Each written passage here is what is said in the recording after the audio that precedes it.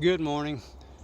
I was able to get rainwater into my greenhouse, and I was going to just show you the little system I set up.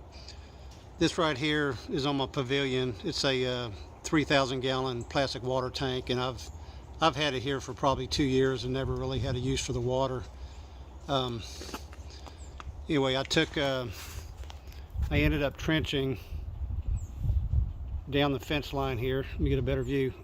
Trench down the fence line here because I've got electricity at this corner post here.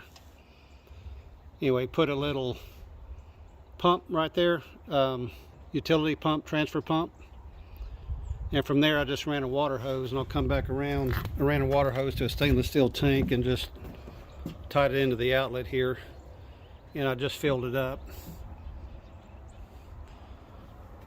And then, well, I guess before I filled it with water, this is my little connection to get it in the greenhouse. I pushed the tank up to it to see where the pipe was, and I drilled a hole, and then I put like a 12-inch nipple on the end of that shut-off valve, and it just slid it in until it went as far as it could. Anyway, let's go inside and take a look at the rest of it. While I'm walking inside, it's March 20th. Very drizzly day, probably mid 50 degrees. It may get up to 70, but I wish the potatoes were outside. I've still got them inside. There's the things I left out for the freeze. A little thing of carrots and broccoli, red cabbage, and my little lettuce thing.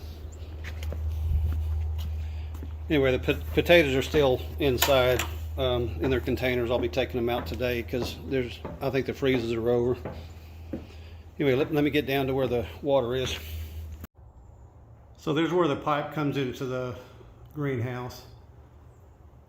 I put that shut-off valve, that water hose shut-off valve is a full flow. I didn't want it pitched because this is gravity fed.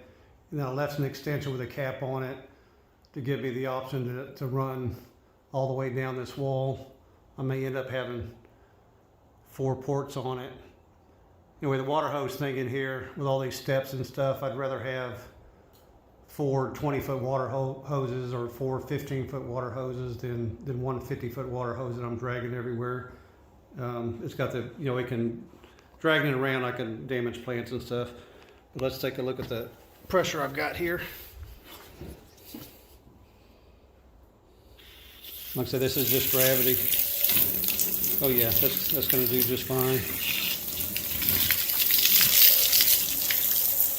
It actually has a little bit of pressure where I can use my finger to kind of make a sprinkler spray. Yeah, that's going to work just fine. Everything's doing good. We had our last freeze 3 nights ago. So potatoes, tomatoes, a lot of that stuff is going to go outside I only brought them in once for the freeze, but they're going to go outside and stay outside. The cucumbers I planted are doing great. Last video I showed the trellis I'd made for them. The banana plant actually produced its first new leaf since I bought it, which is this one, and you can see where it's fixing to unfurl another one, so the banana sure is liking it out here. I think the rainwater is going to help a lot. Sweet potatoes, I've had the slips been growing them in the house for, I don't know, a month or 2. Anyway, went ahead and planted a muck bucket worth of those. But all in all, everything is good now.